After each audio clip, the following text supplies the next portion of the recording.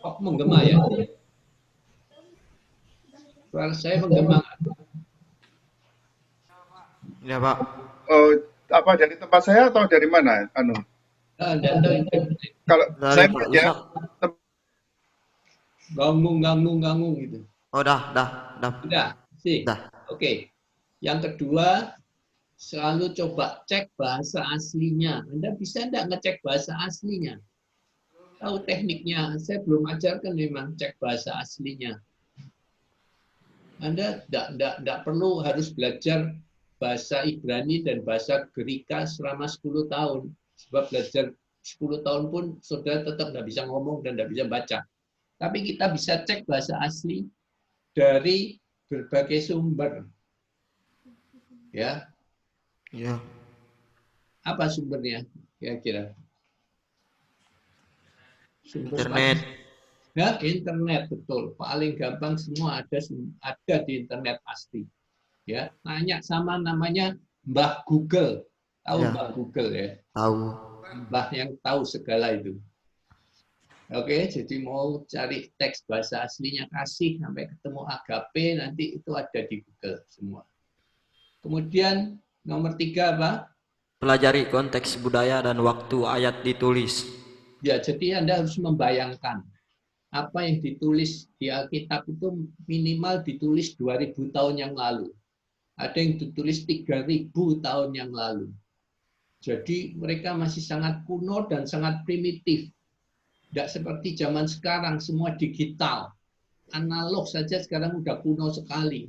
Mereka itu super kuno, jadi kita harus bisa mengerti sudut pandang orang kuno itu. Tapi orang kuno yang bicara kebenaran. Kebenaran itu abadi sifatnya. Ya, tidak peduli Ya Pak. zaman apapun, kebenaran itu diperkatakan kapanpun itu tetap sama. Sebab kebenaran firman Tuhan khususnya ya adalah Yesus sendiri. Bukankah Yohanes 1 ayat 1 berkata, pada mulanya adalah firman, firman itu bersama-sama dengan Allah, dan firman itu adalah Allah sendiri. Oke? Ya Pak. Jadi kebenaran firman Tuhan tetap untuk selama-lamanya. Tapi kita harus ngerti, mereka dalam dalam budaya kuno sekali, sehingga bicaranya bisa untuk kita susah nangkepnya. Yang keempat apa? Jangan pakai otak-atik asal cocok. Ngerti ya, di otak-atik jadi cocok itu kegemaran dari sebagian besar pendeta dan semua pengkhotbah dan pembicara semua suka sekali. Kenapa? Karena pendengarnya juga suka sekali. Wah, cocok ya, hebat ya gitu. Komentarnya Ya Pak. orang soal otak-atik digatukkan terus. Yang kelima, Tidak selalu ada kata tafsiran final. ya, kadang-kadang ada satu topik yang sampai sekarang jawabannya belum jelas karena memang Alkitab itu bagaimanapun juga terbatas, cuman berapa ribu halaman sih, sangat terbatas untuk menggambarkan siapakah Allah itu sesungguhnya. Jadi masih ada perdebatan, is okay. Ada yang pegang ini, ada yang pegang itu. Jangan saling menyesatkan, maksud poin 5 itu. Ya Kalau Pak. perbedaan tafsiran teologis, jangan bilang kamu sesat, gitu. Aku yang benar. Tidak pernah ada itu yang tidak boleh ada yang bicara seperti itu. Karena kebenaran akhir itu ada di tangan Yesus. Teman. Kita semua manusia tidak sempurna. Yang keenam, Bisa membedakan hukum dan prinsip Alkitab. ada yang bisa jawab apa itu hukum Alkitab, apa itu prinsip Alkitab. Ini untuk mereview ya. Hukum Alkitab dan prinsip Alkitab apa bedanya? Siapa bisa bantu jawab, mengingatkan yang lain semua? Kalau hukum hukum dalam Alkitab itu hukum Taurat, Pak. Oke. Terus prinsip Alkitab apa? Em, em, prinsip Alkitab, saran prinsip Alkitab adalah saran, Pak. Saran, Ya, himbauan ya. Sekarang himbauan. Kalau hukum itu perintah, tidak boleh dibantah. Kalau dibantah, kalau Anda nekat melakukan larangan hukum, itu berarti dosa. Tapi kok Ya, prinsip Pak. Alkitab itu himbauan, kalau Himbauan. Anda melanggar itu tidak dosa, tapi Anda sendiri yang akan rugi. Sama dengan sekarang. Pakai masker himbauan. Oke? Ya, Pak. Itu seperti prinsip Alkitab. Kalau tidak pakai masker, tidak apa-apa sama sekali. Namanya himbauan kok. Ya. Tapi risikonya apa? Resikonya kita kena virus. Ya, oke. Jadi Allah memberikan prinsip Alkitab supaya kita tidak kena macam-macam itu tadi yang merugikan kita sendiri. Ya, Pak. Oke, lalu kita minggu lalu terakhir kita belajar tentang teologi dispensasi. Dispensasi. Kita mengulang kembali arti teologi dispensasi. Andri, coba jawab Andri.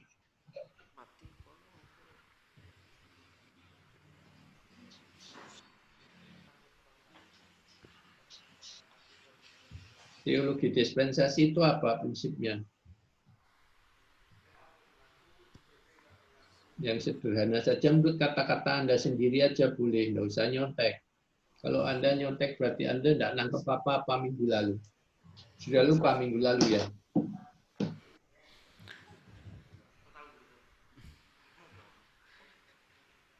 Oke, Alkitab Perjanjian Lama ya, ya. berlaku dan Alkitab Perjanjian Baru berlaku. Tidak berlaku. Oke, oke. Contohnya boleh kasih tahu teologi dispensasi. Yang kena teologi dispensasi apa contohnya?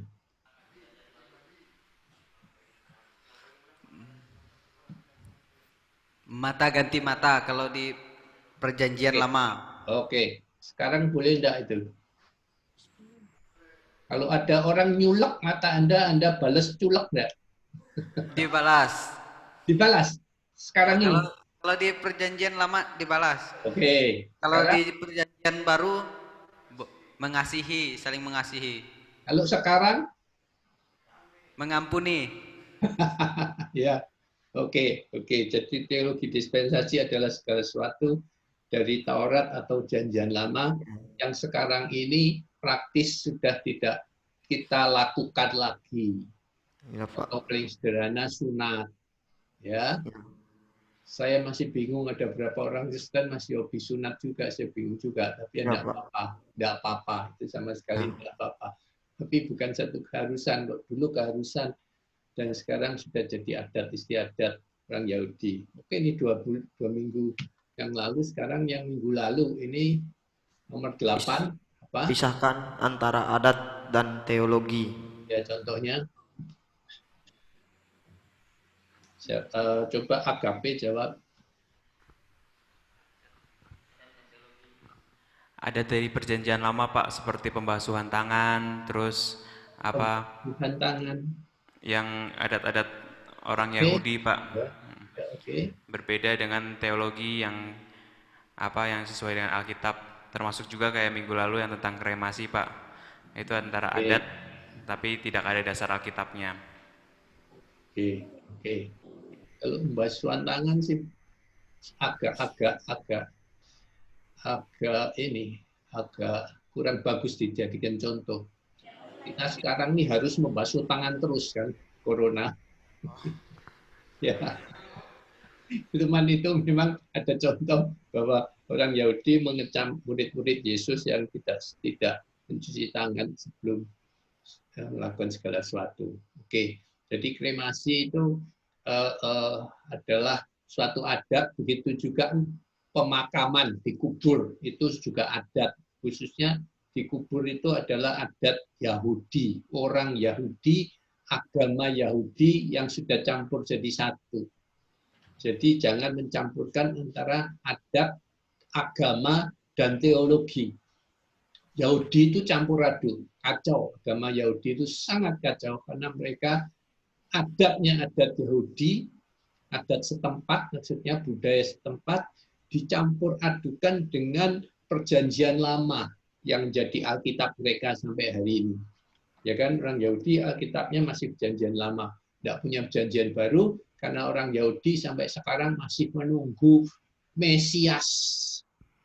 Mereka masih menunggu Mesias, kedatangan Mesias yang pertama. Padahal kita semua sedang menunggu kedatangan Mesias yang kedua, Yesus yang kedua. Oke? Jadi kasihan sekali orang Yahudi, perlu Anda juga harus jadikan target kalau ada orang Yahudi mungkin untuk diinjili tentang janjian baru dan selamatan Yesus sudah datang, Mesiasnya sudah datang, nggak usah ditunggu dan dicari terus lagi. Kasihan mereka, seperti menunggu godot itu. Oke, saya lanjutkan kerjaan rumah. Studi kita adalah studi kasus teologi kemakmuran yang sekarang sedang sangat populer, banyak dikhotbahkan secara sangat intensif, hampir setiap hari. Gereja-gereja tertentu, khususnya aliran karismatik, paling senang mengkhotbahkan tentang berkat, khususnya kemakmuran, keuangan, kekayaan, dan yang segala materi seperti itu. Apa dasar Alkitabnya? Dan apa menurut pendapat saudara pengajaran ini benar?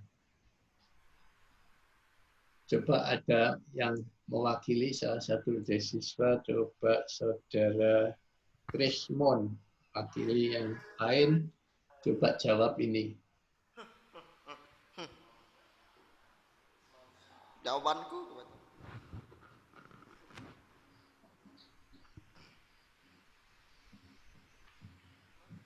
Silakan. Ya, apa dasar Alkitabiahnya dan apakah menurut saudara pengajaran ini benar? Itukah Pak pertanyaannya? Ya.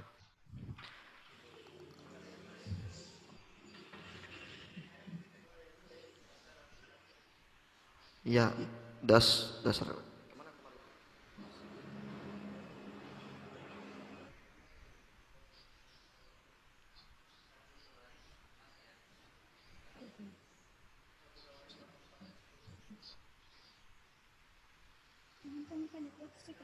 Nih Pak, Ya.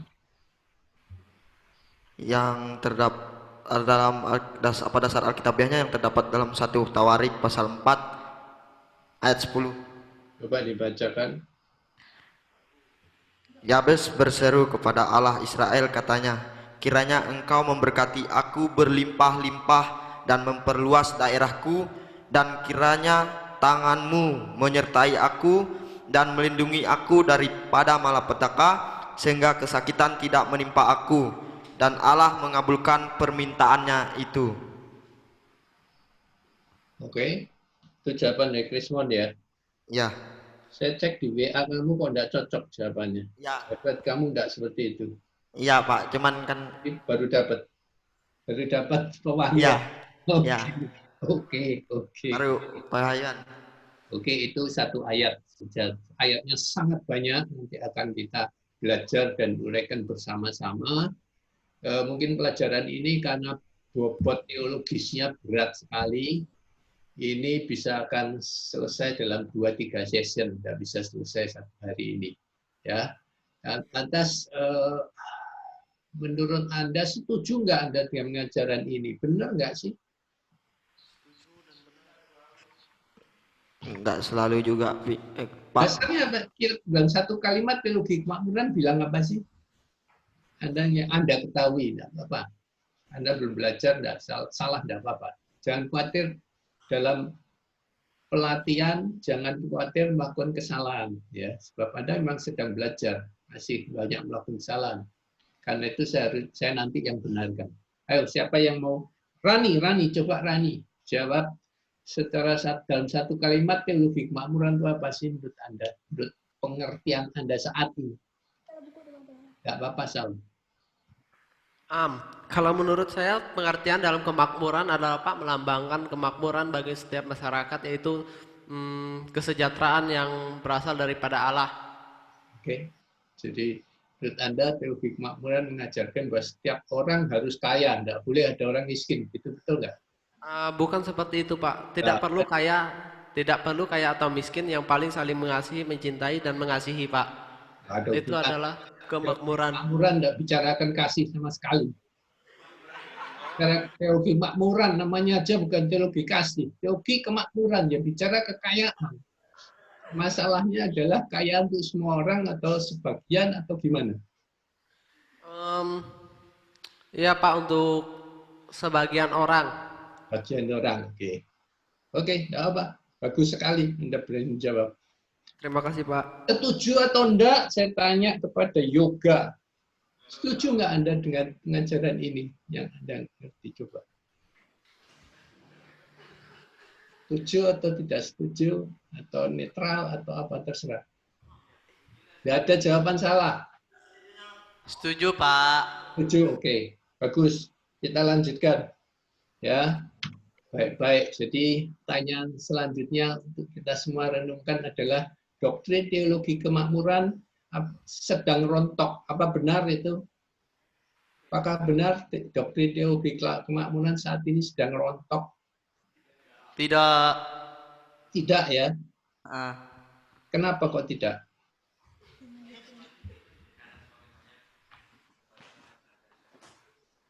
karena semakin banyak hamba Tuhan mengajarkan hal itu. Oke, saya harap Anda tidak jawabnya dari nyontek hand out. Jawabannya memang tidak. Karena apa? Alasannya bukan karena banyak hamba Tuhan. Memang hamba Tuhan banyak yang senang sekali khotbah ini. Tapi terutama karena khotbah tentang berkat, kekayaan, kemakmuran, material semakin disukai banyak orang.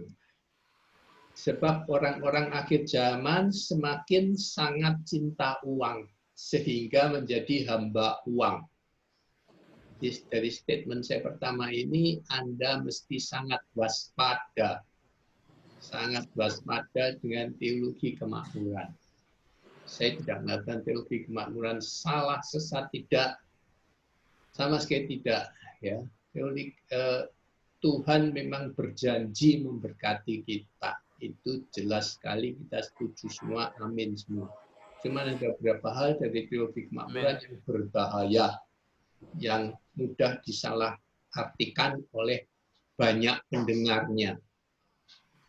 Oke, jadi sekali lagi khotbah tentang berkat paling digemari orang. Karena siapa yang tidak senang bicara bahwa Tuhan akan memberkati engkau. Engkau akan jadi kaya, sejahtera, sehat walafiat, tidak ada masalah sama sekali. Siapa yang tidak senang? Karena ini adalah sekarang menjadi lebih banyak angin sorga atau promosi gereja supaya gerejanya penuh, saudara. Atau gereja yang dianggap wah semua jemaatnya makmur-makmur ya, kaya-kaya ya, banyak jadi mujizat di situ ya, ya pasti penuh dong, benar nggak saudara? Oke, jadi kita belum bicarakan tentang kebenaran sebenarnya, tapi itu dasar awalnya sejak awal disenangi dan sampai sekarang makin disukai.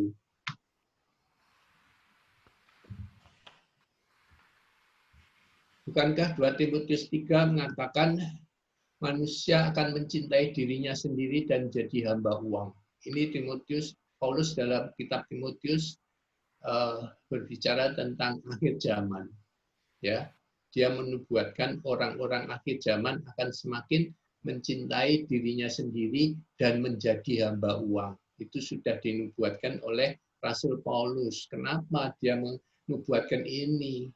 Supaya kita waspada. Sebab semakin dekat akhir zaman, orang semakin jadi hamba uang, mereka membual, menyombongkan diri, dan sebagainya. Itu semua akan ditunggangi oleh iblis. Kelemahan manusia akhir zaman akan ditunggangi oleh iblis dengan menitipkan pesan-pesan teologi kemakmuran yang kelihatannya sangat menyenangkan itu, seperti angin surga itu, kemudian iblis akan menyesatkan mereka.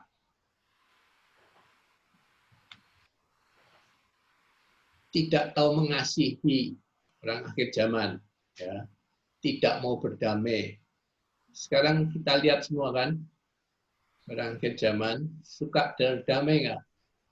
Suka menyerang iya, suka menjelekan orang iya, tidak dapat mengekang diri. Setiap hari kita lihat garang, kita setiap hari lihat di televisi, dimanapun, di WA, di Facebook, di Instagram, setiap hari orang menghujat, ujaran-ujaran kebencian. Dulu nggak ada loh istilah, saya muda, ujaran kebencian itu nggak pernah ada. Itu istilah baru sekali. Hate speech atau ujaran kebencian itu nggak pernah ada. Sekarang sudah jadi makanan sehari-hari. Orang sekarang tidak berpikir panjang. Kenapa banyak hoax, banyak. Kalau Anda aktif di media sosial, harap sangat berhati-hati karena terlalu banyak orang nulis di media sosial, tidak pikir panjang, nulis dulu sembarangan. Berlagak tahu. Semua sekarang ini berlagak tahu nggak? Setiap hari saya terima di medsos, orang semua menjadi pakar COVID sekarang ini. Semua menjadi pakar COVID. Seakan mengerti betul-betul tentang COVID ini dan cerita segala teori dia yang luar biasa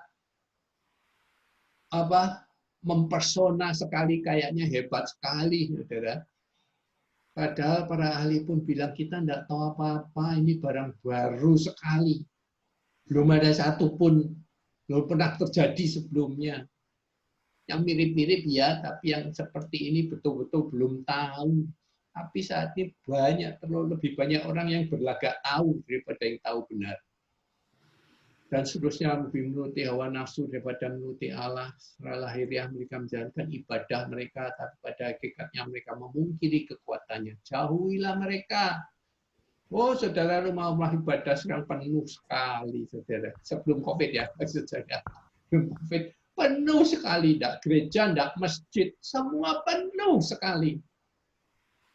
Tapi apakah itu menggambarkan sifat keberagamaan orang-orang di sekitar kita?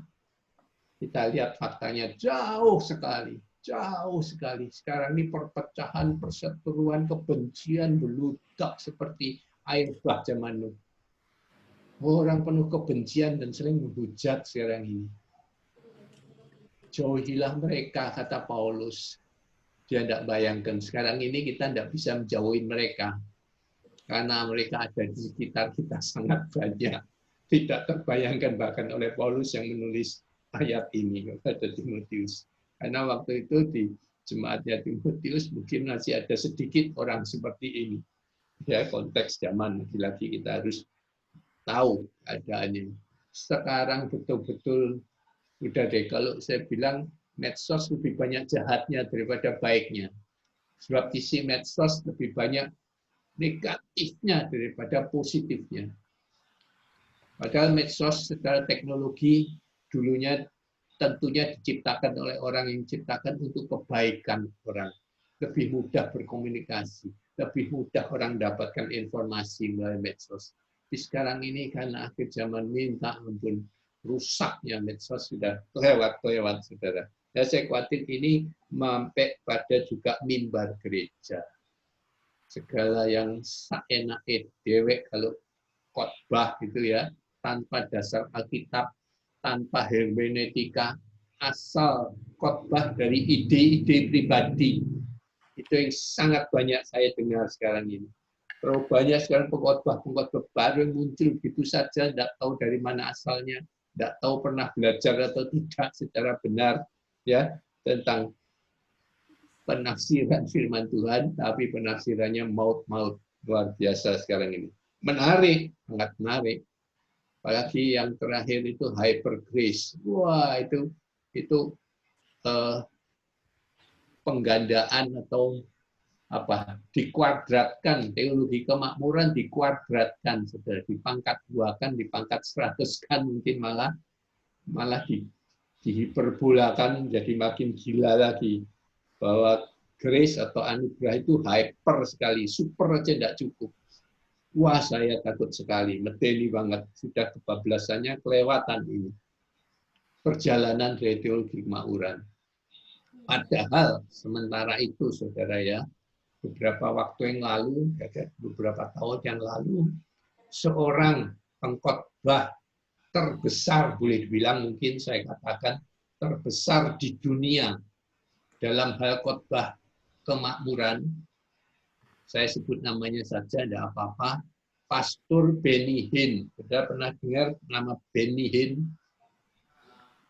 Benny Hinn? Pernah. Pernah ya. Pendeta, penginjil, pengkhotbah yang mendunia, yang sangat digemari di Indonesia, berkali-kali diundang ke Indonesia. Dia termasuk pemimpin dari teologi kemakmuran ini. Khotbahnya tidak jauh selalu dari itu. Beberapa waktu terakhir, dia pada waktu ulang tahun yang ke-65, dia bilang begini, semua khotbah yang selama ini saya khotbahkan tentang berkat, kemakmuran, dan sebagainya, mujizat, termasuk mujizat, itu ternyata salah. Setelah saya teliti Alkitab, buka Alkitab, ternyata tidak sama dengan yang ada di Alkitab. Dia bilang, I was wrong. Artinya dia mengakui bahwa saya dulu salah berkhotbah. Karena saya hanya copy paste. Tahu copy paste ya? Tahu ya? Saya hanya copy paste dari guru-guru rohani saya, pendahulu-pendahulu saya, seperti Catherine Kuhlman, seperti Oral Roberts, dan sebagainya, yang mengajarkan saya tentang teologi kemakmuran ini. Prosperity Gospel, kalau dalam bahasa Inggrisnya. Tapi setelah saya cek di Alkitab, ternyata tidak sesuai. Jadi ngeri sekali saya mendengar pengakuan itu, saudara. Dari seorang yang begitu besar, begitu tinggi, begitu rohani, begitu segalanya dahsyat sekali, mengakui bahwa dia salah selama ini karena khotbahnya hanya mencontoh dari khotbah-khotbah para pendahulunya. Jadi kesan pertama yang saya ingin ajarkan pada saudara semua, jangan Anda mulai khotbah copy paste. Tahu ya, nyontek khotbah orang lain. Nyontek khotbah di Google dan sebagainya. Ya, itu buruk sekali. Kedua, Benny Hinn bisa tidak langsung mengakui bahwa selama ini sebagai pendeta terbesar di dunia, kalau saya boleh katakan, tidak pernah baca Alkitab. Baru setelah 65 tahun, dia baru buka Alkitabnya. Bayangkan ngerinya, saudara. Saya ngeri sekali mendengar kenyataan ini, dan dia sampaikan dengan enteng sekali. Seakan-akan itu bukan satu yang serius. Ternyata setelah saya baca Alkitab, tidak sama apa yang saya khotbahkan dengan Alkitab. Loh, sudah 65 tahun. Berapa puluh tahun khotbah? Dia 40 tahun khotbah. Salah, saudara. Karena dia tidak pernah buka Alkitab. Jadi, pelajaran kedua dari kasus ini, saudara semua calon hamba Tuhan, please, Alkitab adalah seluruh nyawa saudara. Satu-satunya modal saudara yang terpenting cuma Alkitab. Jadi kalau Anda tidak pernah buka dan baca Alkitab, bukan cuma baca, harus merenungkan dan mempelajari sungguh-sungguh, khususnya dengan dasar-dasar ilmu hermeneutika yang benar, maka Anda adalah pendeta yang kosong melompong, seperti gong gemerincing tadi, cuma pendeta copy paste. Saya ngerinya yang ketiga, kalau seorang pendeta seperti saya, pendeta kota kecil, pendeta desa lah ya, dampaknya tidak besar kalau saya salah ngomong, saudara. Tapi kalau Benny Hinn yang salah ngomong, saudara, karena tidak punya hermeneutika sama sekali, boro-boro hermeneutika, baca Alkitab aja tidak, dampaknya itu loh, saudara, terhadap orang-orang Kristen. Ngeri sekali. Ini contoh kasus, saudara. Contoh kasus. Kalau di Indonesia, salah satu pendeta terbesar, paling sukses dan paling terkemuka dalam teologi kemakmuran, ya kita sudah tahu, sudah jatuh gelundung, saudara. Sudah jatuh gelundung karena harta, tahta, dan wanita. Lengkap tiga-tiganya dia lakukan dosanya. Karena bermula dari teologi kemakmuran yang kebablasan, dia sendiri kemudian menjadi sangat tamak dan materialistis. Itu saya tidak perlu sebutkan namanya. Maaf Pak, itu yang Ya. di lantai 2 ada sibuk apa itu ya? Bisa perhatikan materi nggak yang di atas lantai 2? Yang di baris kedua dari depan Vika, tolong perhatikan guru sedang mengajar. Jangan sibuk sana sibuk sini, saya lihat ketawa sana ketawa sini, nggak tahu kenapa. Perhatikan dosen sedang ngajar. Minta tolong yang tengah juga tuh. Ya, oke. Yang di lantai 2 siswa baru ya? Baru gabung. Bagian Ada 3 yang baru, 2 lama. Oke. Ya, Oke. tapi perhatikan Yang dua baru saya khawatir Anda sudah langsung masuk lompat di tengah-tengah pelajaran saya. Jadi mungkin agak bingung mereka, tidak bisa mengikuti. Maaf. Memang mestinya Anda Mestinya dengarkan Zoom yang lampau ya.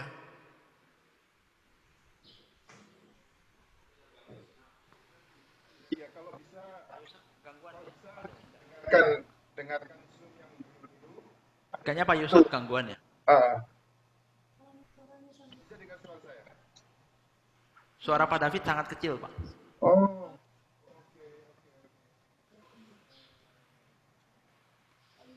Pak Yusuf kayaknya gangguan. Kalau gini suaranya gimana? Lebih keras? Ya, udah. Iya. Ya, cuman kalau ini terlalu keras, eko gitu. Tapi gini, tolong perhatikan adik-adik ini. Ya, suara Pak David agak hilang. Oh ya. Jadi, tolong diperhatikan yang kita dosen-dosen yang mengajar ini berkualitas dan dari berbagai negara. Jadi hargai dan saudara belajar dengan baik. Ya itu aja. Ya, minta tolong semua perhatikan dengan baik, anggap serius materi ini. Ya. Oke, silakan Pak. ya saya lanjutkan. Kok hilang sendiri tadi ya? Ininya, sharing saya. Iya, tadi sinyal Bapak kayaknya low, Pak. Sekarang udah?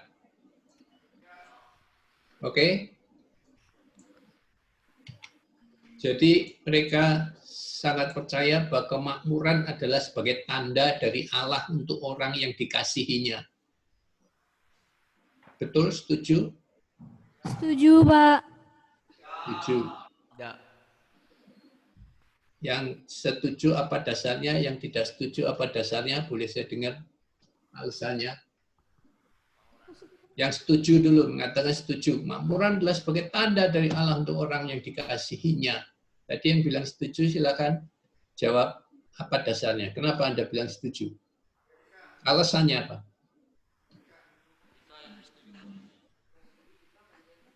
Oke, masih belum terpikirkan. Yang tidak setuju, coba saya mau dengar juga. Jawabannya apa?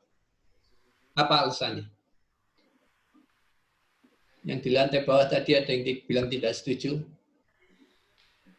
Contohnya, Yesus berkata bahwa jualah segala milikmu dan ikutilah aku. Itu dalam apa ya? Matius berapa ya? Matius 4 ayat 4 kah? Oke, jadi maksudnya gimana hubungannya dengan konteks yang kita bicarakan sekarang? Gimana ya? Apakah semua orang yang dikasihi Tuhan semua kaya? Enggak, tidak Pak. Enggak, Pak. Apakah ada orang yang sama sekali tidak dikasihi Tuhan, bahkan memusuhi sekali Yesus, menghujat Yesus, tapi makmur sekali? Ada. Banyak sekali. Banyak. Bikin saya dan saudara-saudara semua iri. Ya enggak? Ya, Pak. Orang yang tidak bertuhan sama sekali, bahkan yang menghujat Tuhan sama sekali, banyak yang diberkati makmur. Jadi sekali lagi, pertama kemakmuran tidak ada hubungan sama sekali dengan kasih dan kasih Tuhan atau tidak kasih Tuhan, dikasih atau mengasihi Tuhan, sama sekali tidak. Itu nasib semua masing-masing orang sendiri-sendiri. Kalau tanya kenapa, enggak tahu saya jawabannya. Tapi itu fakta yang jelas sekali. Jadi tidak bisa dibantah dengan orang yang makmur pasti dikasih oleh Tuhan. Oke? Kemakmuran adalah sebuah takdir ilahi sebagai ganjaran atas ketekunan orang percaya yang berdoa dan berjasa bagi kerajaan Allah. Enak ya semua dengarnya ya. Ini kok dikhotbahkan semua orang percaya dan dicaplok, ditelan bulat-bulat, saudara. Benar nggak, saudara? Makmuran adalah sebuah takdir ilahi sebagai ganjaran, upah atas ketekunan, kesetiaan, ketaatan orang percaya yang rajin berdoa dan berjasa buat kerajaan Allah. Gerejanya besar, membaptis orang, dan sebagainya. Bahaya ya ini ya. Banyak hamba Tuhan yang berdoa sungguh-sungguh dan berjasa bagi kerajaan Allah secara finansial prihatin. Tapi dia tidak berarti dia tidak diberkati Tuhan, benar nggak? Ya. Benar nggak? Dari sini kita mulai berbicara bahwa berkat tidak melulu bicara soal uang. Uang, betul. Ini teologi kemakmuran terlalu mempersempit arti berkat adalah harus kaya, diberkati harus kaya. Bahkan ada doktrin teologi yang mengatakan di kemakmuran tadi, karya salib Yesus Kristus termasuk berkat kekayaan. Berkat kekayaan. Karena semua kemiskinan sudah ditanggung Tuhan di atas kayu salib. Ini juga berbahaya. Ini juga saya anggap termasuk otak-atik cocok, otak-atik gatuk. Sebab ada yang khotbah begini, Tuhan Yesus itu disalib, dibuat mati supaya kita hidup. Terus Tuhan Yesus dibuat sakit, disakiti, dicambuk, dan sebagainya, supaya kita sehat. Tuhan Yesus dibuat miskin sampai ditelanjangin, supaya kita kaya. Semua yang kewaliannya Yesus buat kita. Ini yang namanya otak-atik gatuk, saudara. Tidak ada ceritanya di Alkitab itu seperti itu. Nah, kalau semua yang Yesus lakukan terus kita dapat kebalikannya, kan repot semua, saudara. Ya, Tuhan Yesus mau mencontohkan di atas kayu salib itu, disakiti, dibunuh, dibuat miskin, ditelanjangin, itu adalah satu pengorbanan yang kita patut teladani. Bukan semua sudah ditanggung Yesus, terus kita tidak perlu mengalami sakit, tidak perlu mengalami miskin, tidak mengalami kematian. Betul, yang satu cuman betul adalah Yesus mati supaya kita hidup. Itu betul, titik sampai di situ. Jangan ditambah-tambahin yang lain. Nanti jadi kacau. Oke, jadi sekali lagi, kalau Yesus dibuat miskin supaya kita kaya, kan berarti kita semua harus kaya, saudara. Dan kemudian yang berikutnya teologi kemakmuran bilang orang yang belum diberkati, orang miskin pasti dosa. Pasti karena dosa. Pasti karena simpen dosa. Sehingga orang yang kaya-kaya di gereja, wah saya ini sudah kudus, enak, saya sudah dikonfirmasi bahwa saya sudah kudus karena saya diberkati, karena saya kaya. Sebaliknya yang miskin, aduh ampun Tuhan, salah apa aku Tuhan, dosaku apa Tuhan. Jadi saudara, ini bahayanya dari teologi kemakmuran yang seperti ini.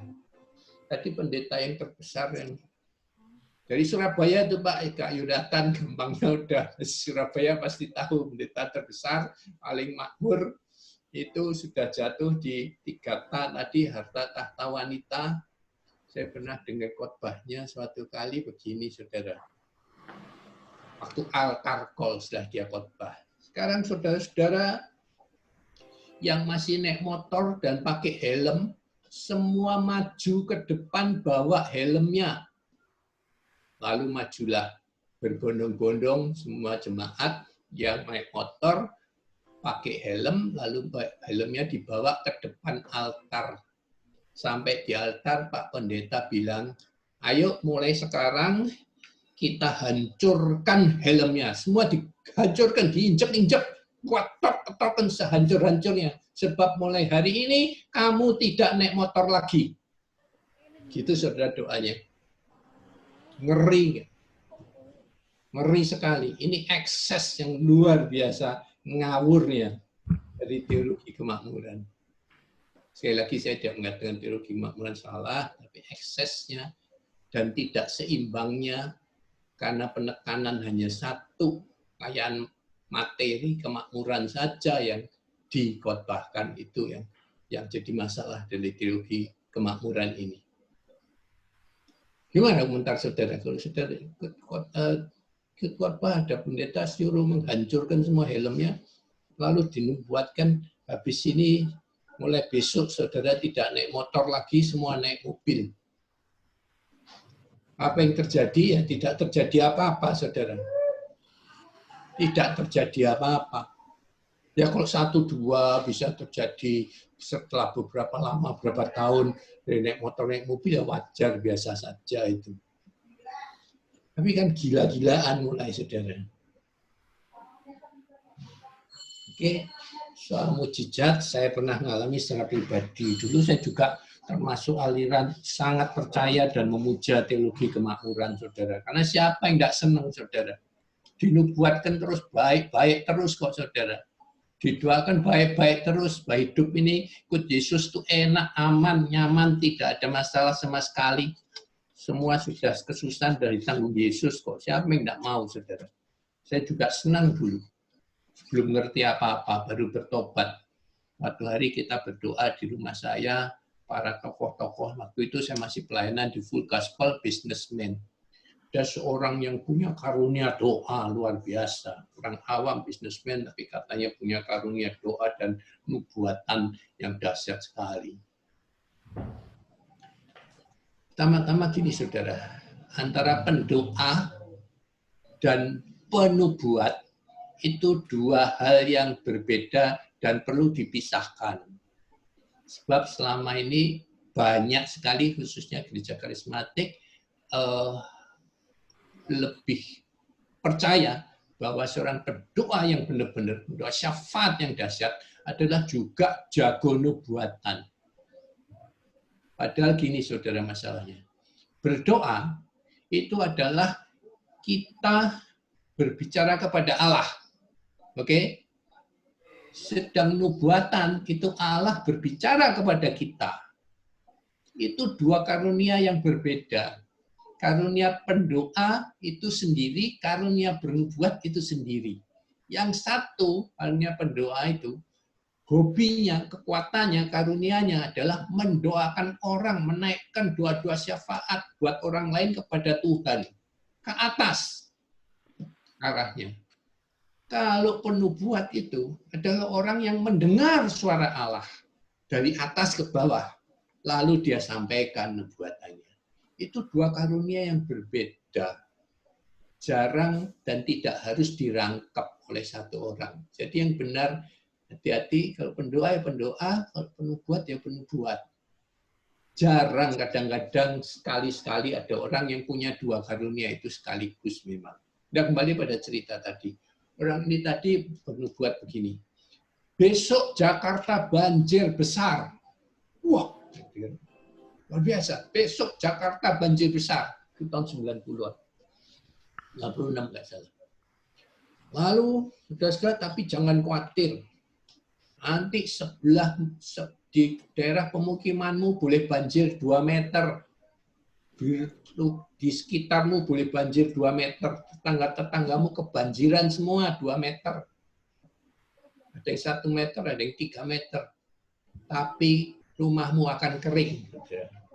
Wah, dahsyat. Amin, amin. Saya teriak. Amin. Lalu apa yang terjadi besok, saudara? Benar, saudara, banjir besar Jakarta. Terbesar pertama kali tahun 96 itu banjir terbesar. Wow, luar biasa, dahsyat. Tapi yang kedua, saudara, seluruh pemukiman saya banjir 1,5 meter. Ya rumah saya juga banjir, mana ada sebelah sebetulnya 1,5 meter rumah saya bisa kering. Ya enggak ada ceritanya. Jadi apa, saudara? Jadi apa? Setelah saya sekarang baru ngerti, oh orang ini benar kok, dia dapat suara Tuhan soal banjir Jakartanya. Tapi kemudian dia menyampaikannya ditambah-tambahin. Poin yang kedua itu tambahan dia pribadi. Ini bahayanya penubuat. Suka membumbui, lebih indah dari aslinya. Jadi saudara, kesaksian juga sama. Sekarang ini terlalu banyak saksian yang disaksikan lebih indah dari kejadian yang sesungguhnya. Nubuatan, saksian sudah tercampur dengan daging manusia. Sekali lagi saya tidak mengatakan nubuatan saya tidak percaya dan salah. Tidak. Nubuatan dari Tuhan. Tadi itu orang tadi dapat dari Tuhan kok. Maksud dia bisa tahu banjir Jakarta besok. Ya pasti dari Tuhan. Tapi yang kedua berikutnya itu bumbu dari dia. Tambah-tambahin. Ini orang marketing yang dikecapin, saudara. Tahu ya? Tambahin bumbu kecap. Oke, kita sampai di sini dulu karena waktu sudah habis. Ini akan menarik sekali teologi kemakmuran, sungguh menarik sekali. Karena di satu pihak benar mempesona dan disenangi banyak orang, tapi penuh dengan jebakan-jebakan iblis yang menunggangi. Oke, saya serahkan ke Pak David. Waktu saya sudah habis.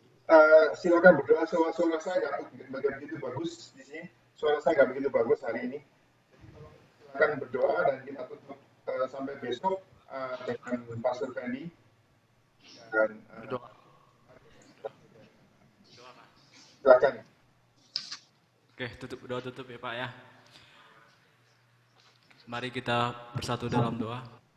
Tuhan, terima kasih Tuhan, kami telah mengikuti pelajaran pada hari ini Tuhan.